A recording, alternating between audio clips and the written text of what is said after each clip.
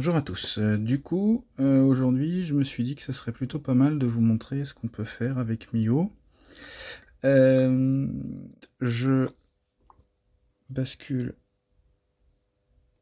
un petit peu de liquide, celui-ci.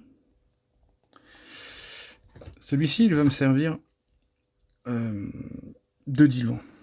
C'est-à-dire que c'est avec lui que je vais mouiller mon pinceau. C'est pas avec de l'eau, c'est pas en le rinçant avec un petit flacon, un petit récipient sur le côté, non, ce sera avec ça.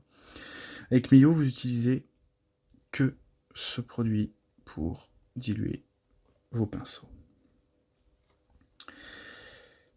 Hop, on en passe. Alors, je sais pas si vous voyez bien.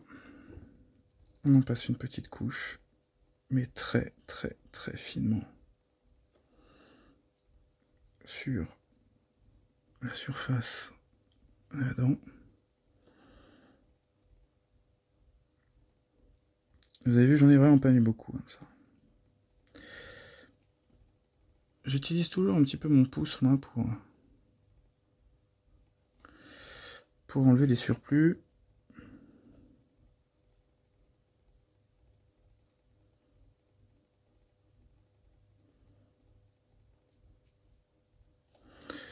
Voilà. Donc ça, c'est vraiment le liquide à diluer. On étale. Mais vraiment, faut pas qu'il y ait de, pas qu'il y ait de surplus, faut pas qu'il y ait de flaque, faut pas qu'il y ait de, voilà, c'est vraiment un tout petit peu.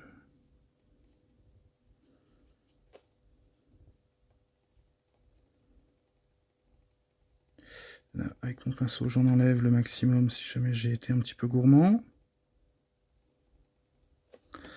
Et maintenant, je me prends juste un tout petit peu de glaise. Je vérifie toujours un petit peu sur mon doigt. Ça permet de savoir et de contrôler un petit peu la dose que je rajoute. Voilà.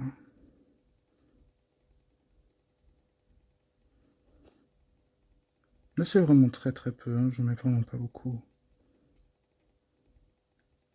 J'aurais très bien pu cristalliser la l'Amber Mill toute seule. Et puis commencer directement le travail de coloration directement sans faire ça. Moi j'aime bien parce que finalement ça me sort une tête de surface qui me plaît mieux. Mais voilà. Donc je vais la mettre à cuire, on se retrouve après. Bon alors voilà. Bon, mon Amber Mill est cuite. Je vais juste vous montrer quelque chose parce que je suis en train de préparer ma plaque. Et là, ça, il faut pas que faut pas le rater. J'ai quelques pots qu'on fuit malgré les précautions que je prends. C'est intéressant que je vous explique grosso modo ce qui s'est passé. En fait, sur certains pots, on a la petite languette qui est ici. Et j'ai remarqué que malgré le fait on les nettoie correctement, comme ils sont pas très étanches, ça se met à fuir. Moi, mes coffrets, ils se promènent beaucoup. Et plus je les promène, et plus ils ont tendance à avoir ce genre de soucis. Donc en fait, ça commence à se feinter au bord, au niveau du bord, comme avec le pot de glaise. Et ça coule le long du pas de vis. Et ça vient se mettre sur la plateforme. Et après, ça s'imbibe avec la petite languette qui est ici. Et le problème, c'est que... je sais pas si vous voyez bien, parce que l'autofocus se fait pas. Voilà. Euh, cette petite languette, après, s'imbibe et ça va dans tout le papier. Alors celui-ci, ça y est, je l'ai nettoyé. Celui-là, c'était pas un cas qui était très grave. Mais en fait, je me suis rendu compte que sur certains de mes pots, je virais pas ça. J'avais pas fait. Et donc ça, c'est une erreur. En fait, j'ai pris l'habitude de le faire sur tous mes pots. Ça évite qu'en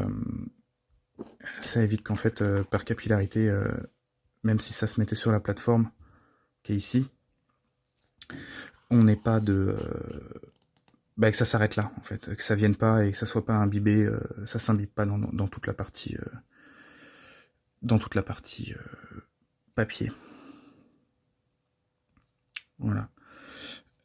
Celui-ci, c'est un peu... Je l'ai gardé parce que celui-ci, il est vraiment très imbibé. Vous voyez ce que ça donne. C'est que quand ça fuit, ça se met Voilà, ça fait ce genre de choses. Et clairement, c'est un peu la galère. Voilà. Et c'est comme ça qu'on arrive à avoir un problème avec sa pâte. Alors, on le voit bien parce que sur celui-ci, c'est assez flagrant. Euh, Attendez, je suis ma spatule. La pâte, ici on voit bien qu'il y a du liquide. Vous voyez, là on voit bien qu'il y a du liquide en suspension au-dessus. Et en fait, ça dégorge complètement quand c'est pas remué.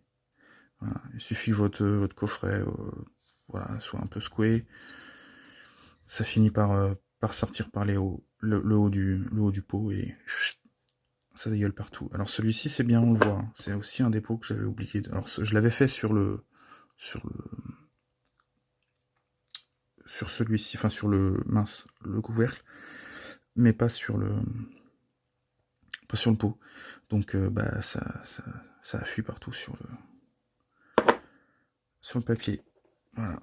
Donc en fait, j'enlève ça. Ça fait pas des pots très esthétiques, mais tant pis. Au moins l'avantage c'est que ce qu'il y a à l'intérieur c'est préservé et c'est ce qui compte. Donc je le mélange, vous voyez, dès que je commence à le mélanger, il y a quand même de la pâte au fond qui reste un petit peu sableuse, vous voyez. Voilà. Et ça, il faut le réhomogénéifier. On n'a pas le choix. On ne peut pas utiliser une pâte dans cet état. Si vous utilisez une pâte dans cet état, vous allez avoir des catastrophes. Vous pouvez le faire, hein, mais c'est pas mon problème après. On va dire que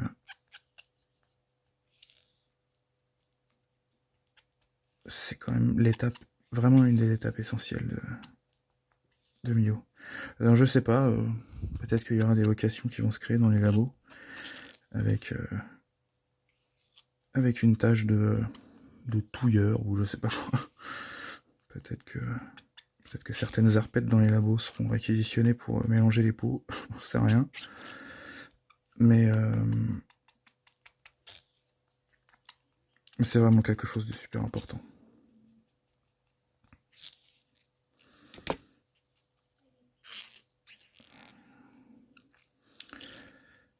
Alors c'est vrai que j'insiste beaucoup là-dessus, et j'en profite là pour que, en préparant ma plaque, comme j'ai eu de beaux exemples, il fallait pas que je passe à côté. Ça c'est vraiment important.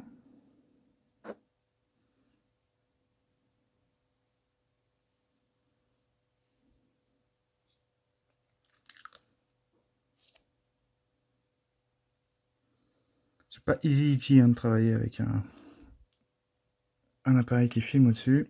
Je vous cache pas que ça me facilite pas la tâche. Bon, voilà, vous voyez, ça commençait un petit peu à... On le voit un petit peu sur le papier, là. Ces zones là, ça veut dire que voilà, le liquide il a infusé. Alors là, il est complètement détrempé. Alors ça c'est normalement c'est voilà, tout ce qu'il faut pas faire, c'est ça. Voilà, bel exemple, bravo. Bon, du coup je vais quand même en prendre pour mettre sur ma plaque, ça sera mieux. Hop, ici. Tac, j'en ai pas mis. J'ai pas mis mon smoke. Ça n'a rien à faire là. Ça non plus. Ça non plus. Hop, allez. Je prends celui-ci.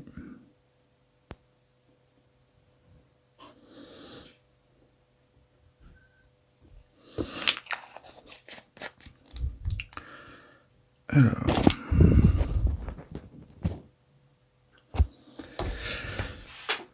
Voici la petite Amber Mill cristallisée. Alors. Il va falloir que je mette un fond derrière parce que sinon on va pas y arriver. Autofocus va pas se faire. Voilà. Je sais pas si vous avez remarqué, moi j'utilise un calame de calligraphie. C'est voilà, c'est un calame qui sert à faire de la calligraphie. Je trouve ça cool parce qu'en fait le diamètre est assez large et moi j'ai des grosses mains et c'est assez léger, donc c'est très pratique à utiliser pour mettre quelque chose au bout. Et du coup après j'utilise un peu de plastiline pour venir bloquer, voilà, ma couronne dans l'intrado en position. Ça me permet d'avoir, voilà, de pouvoir vraiment faire de la coloration sur tout le pourtour de ma dent, sans être obligé de passer autour d'une pince ou de prendre des objets métalliques. Et ça, c'est quelque chose qui est important. Voilà, je sais pas si vous voyez l'état de surface. Moi, il me plaît bien cet état parce qu'il est pas complètement granuleux, il est pas complètement lisse. Il est, il va permettre. L'autofocus ça fait pas. Est-ce que ça va pouvoir le faire comme ça? Voilà. Il y a des zones qui vont être bien. Alors, il faut savoir que la préparation de l'Amber Mill, comme c'est des silicates de lithium, on est sur une préparation, déjà on est obligé de sabler à 2 bars, voilà, avant. Alors bon, ici à la maison, j'ai pas de sableuse, donc on va faire sans. Comme c'est pas quelque chose qui a vocation à aller en bouche, c'est pas très grave, le matériau va quand même fonctionner. L'avantage c'est qu'en sablant on réduit certaines tensions et l'accroche du matériau est meilleure. Voilà. Ok, alors c'est parti. On va essayer d'y aller comme ça. Là j'ai des grosses saletés, c'est super moche.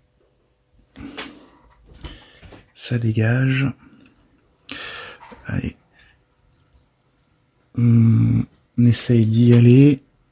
Attendez, alors chose importante, quand on a des petites poussières, des petits cheveux, je sais pas, je pense que vous les voyez pas, mais c'est des choses qu'il faut enlever. Les petits cheveux, ça a tendance à créer des petites aspérités dans des zones dans les cuissons qui sont pas,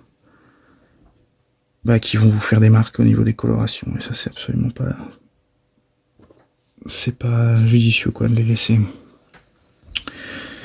Alors attendez, parce que moi je me suis mal centré. Hop là.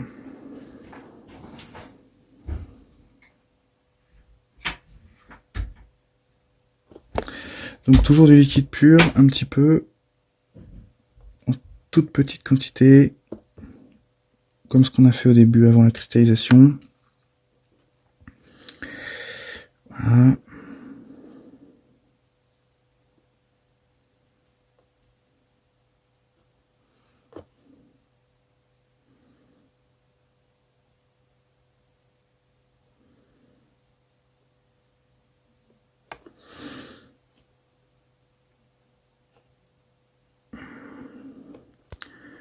Alors c'est vraiment pareil, hein, c'est pas pour, c'est vraiment une petite quantité. Hein. Il y a même des zones où il y en a quasiment pas. Hein. On continue. Alors j'ai pas fait la présentation de ma plaque. Là ici j'ai du glaze. Voilà. Là ici j'ai du liquide pour diluer. Ici j'ai du Transtorm. Voilà. Là j'ai du Transshade A. Là j'ai du Transclémentine. Là j'ai du Mamlon Pumpkin. Là j'ai du Mamlon Corail. Là j'ai du Halo Spring. Ici j'ai du Transcobalt, du Transmoke et du Linel. Donc ce qu'on va faire déjà, je vais vous montrer aussi, parce que ça j'y ai pas pensé. Je sais pas si vous allez bien le voir. Voilà, on va essayer de se faire ce montage là. Il n'y a pas de raison. Ça va bien faire, bien fonctionner. C'est un montage plus compliqué, plus complexe que un montage simple. Je vous présente le montage plus simple, par lequel on va passer quand même, parce que vous allez voir qu'on est obligé de commencer celui-ci et pour pouvoir faire l'autre. Donc on va commencer celui-ci, ça permettra donc de le faire dans un certain sens, et puis d'aller chercher plus de détails avec l'autre montage. Voilà. Donc du coup, j'ai préparé ma plaque en fonction. Donc vous voyez, il y a du Transclaim, du Linel, du Transshade A, du Transtorm, du Halo Spring, du Mamelon Corail, du Mamelon Pumpkin, et encore du Transtorm. Moi, je me suis rajouté du Transcobalt et du Transmoke parce que je les aime bien sur certaines zones et me permettent de marquer certains contrastes, et on verra si je les utilise ou pas. Voilà. Alors, on y va, on continue. Je sélectionne mes pinceaux. J'ai des pinceaux. Alors moi, les pinceaux, je suis pas du genre voilà, je me prends pas des pinceaux à je sais pas combien chez Smileline ou autre. Ça, c'est des pinceaux qui viennent de chez Cultura, et franchement, ça fait la maille. Il suffit d'être bien avec son pinceau. Il faut les tester, il faut les mettre sur ses doigts, faut regarder la pointe qu'on arrive à avoir, ce qu'on va être capable d'en faire. La rigidité, la tonicité, tout ça. Une fois qu'on a son pinceau, on a passé peut-être une demi-heure dans un magasin à choisir son pinceau, on sait que c'est celui-là. Voilà.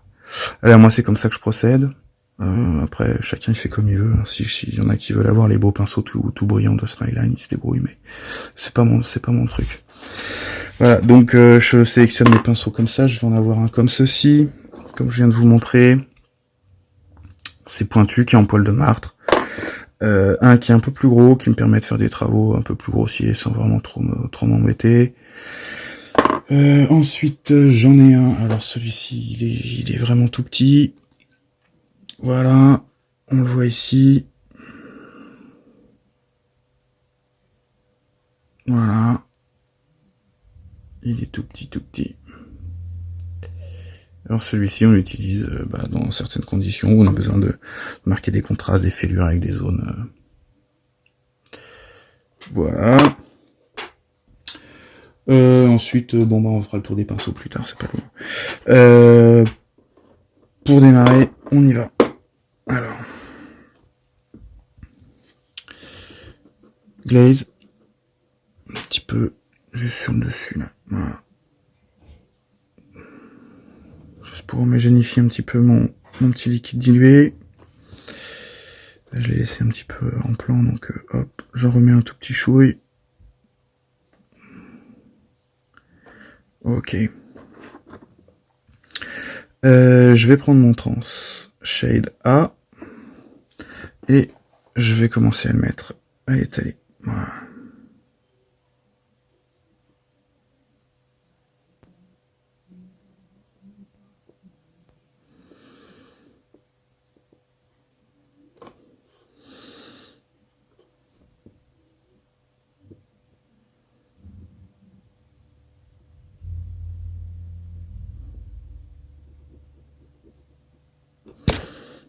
Oups, pardon.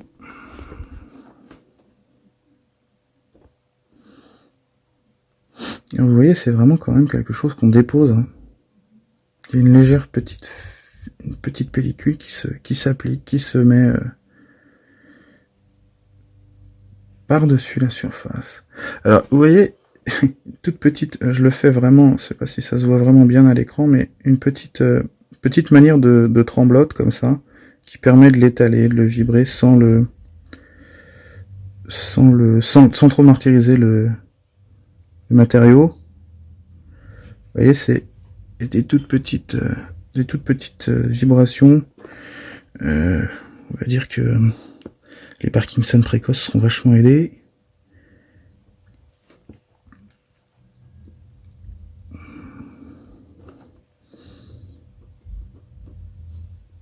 Alors, volontairement, voilà, je vais en mettre beaucoup pour que vous puissiez voir que quand même c'est un matériau qu'on peut... Enfin, vous voyez rien parce que je me suis pas mis au bon endroit. Voilà, hop, on en met, on en étale. On peut en mettre quand même une bonne couche. Et après, on le travaille. Alors, pas trop le tirer, pas trop le martyriser non plus. Mais, vous voyez, il va se tendre sur la surface. L'avantage avec Mio, c'est que si jamais je le laisse comme ça, voilà. Là, je sais pas si vous voyez. Non, on voit pas. J'en ai assez vite que ça. Voilà. Si je le laisse comme ça fait vraiment, voilà, il va pas bouger. Il ne bougera pas. Il restera en place. Il va pas, comment dire, il changera pas. Voilà. C'est ça le gros avantage, c'est que là où on le met, il y reste. Voilà. Il n'y a pas de, d'effondrement, il n'y a pas de glissement, il n'y a rien. C'est un matériau qui se tient, qui est assez cool pour ça. Donc là, je vais rediluer un tout petit peu, parce que j'ai besoin quand même de le fondre un peu sur toute ma face vestibulaire.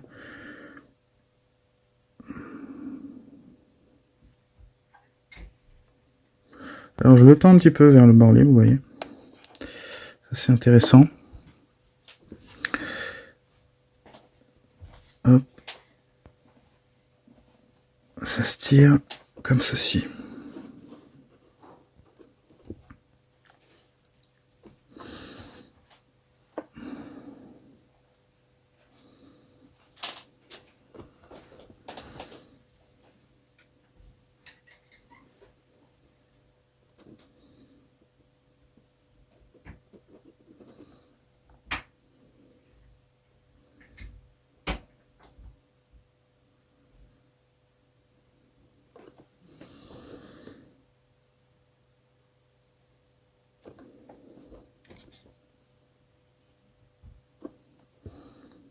Hop.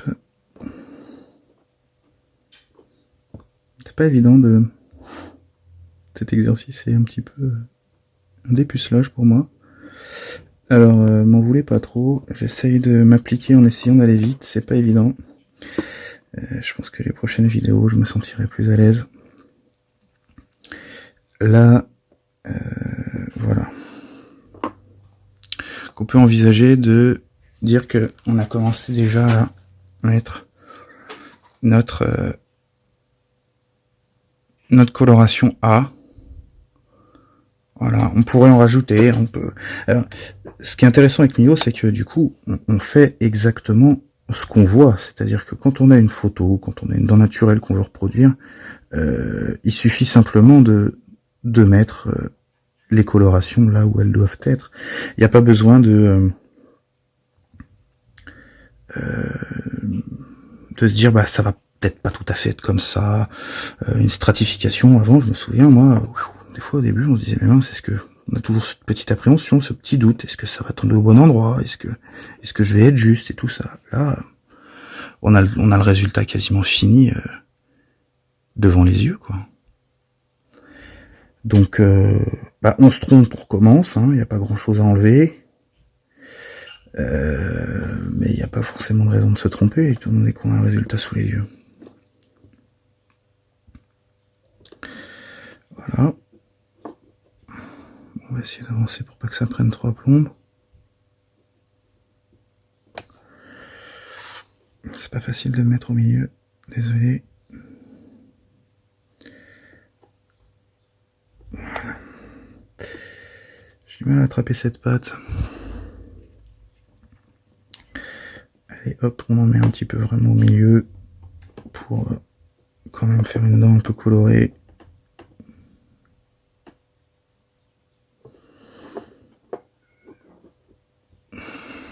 Voilà. Hop, je sais pas du tout si vous voyez à peu près. Voilà, ça commence à ressembler à ça pour le moment.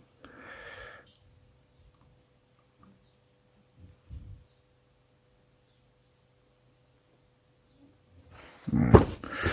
Hop. Alors derrière, bon bah derrière c'est pareil, si vous voulez vraiment vous impliquer complètement, il n'y a pas de raison que le derrière soit épargné. Hop, on peut en mettre une bonne quantité. Le derrière, c'est le derrière quoi. Alors, il y en a beaucoup qui aiment vraiment peaufiner jusqu'au bout, mais c'est vrai que c'est quand même la zone où on n'est pas forcément tout le temps très rigoureux. Bon, on va essayer de le faire un peu là aujourd'hui. On a le temps. Voilà. Je sais pas si vous voyez ici, à cet endroit-là, je suis fasciné. Voilà, juste il y a un endroit au niveau du point de contact où j'ai pas de liquide. Et je sais pas si ça va se voir. Non. Eh ben, c'est pas un souci. Je mets un tout petit peu de... Voilà, hop. Je mets un peu de liquide. Et puis le pire, c'est que je le fais, mais c'est vraiment pas forcément nécessaire, puisqu'à partir du moment où je vais rajouter mes pattes derrière, sur ces zones-là, eh bien, il y en aura. Ça paraît... Désolé pour les lapalissades, hein, mais en direct, je suis pas sûr que... J'ai pas écrit de texte. Hein. Alors, hop. Je vais réétaler ça un petit peu mieux.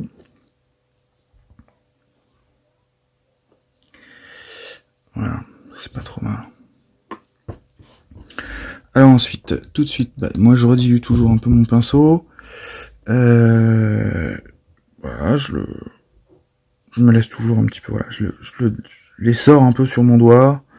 Ça me laisse toujours une petite zone où je peux remouiller un peu. Je sais que j'en ai moins. Je vais aller chercher mon Transtorm. Hop. Et le Transtorm, on y va, on va le mettre là. Alors on peut y aller, hein, Franco de Port. Hein, le but du jeu c'est de donner et de créer un peu d'opalescence.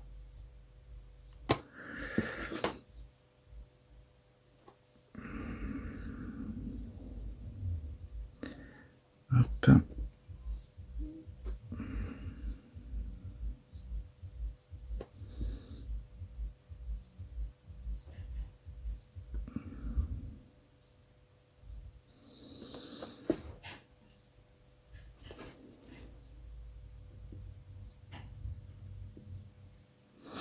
Et très important quand on fait quand on étale les transparents, de forcément bien les avoir mélangés, parce que surtout si jamais on laisse des petits grains ou des petites zones de zones un peu bleutées, que ce soit pas vraiment complètement homogène, bien à ce moment-là on aura l'impression qu'il y a des points noirs. Ça fera vraiment quelque chose qui ne sera pas naturel, qui donnera pas du tout la transparence.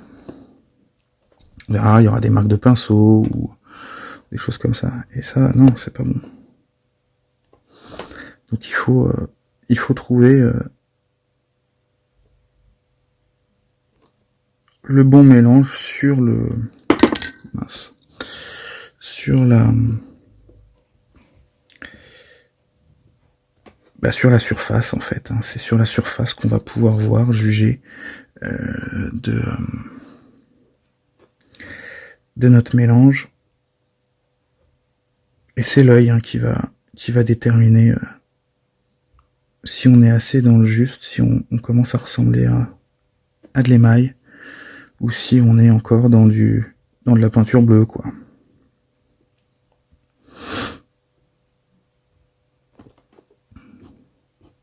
Voilà. Alors, là, je vais faire une petite pause, comme ça. On pourra voir. Voilà. Vous voyez, on commence à apercevoir un début de translucidité, de transparence qui commence à se créer au niveau du bord libre. C'est léger, hein. Mais bon, il y a des dents qui sont comme ça, donc on pourrait très bien décider de s'arrêter ici et de mettre et de rien rajouter de plus. Hein. Voilà.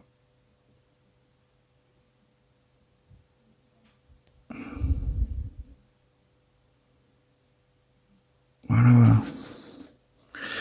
Bon allez, je fais une pause et je reprends la suite du montage ensuite.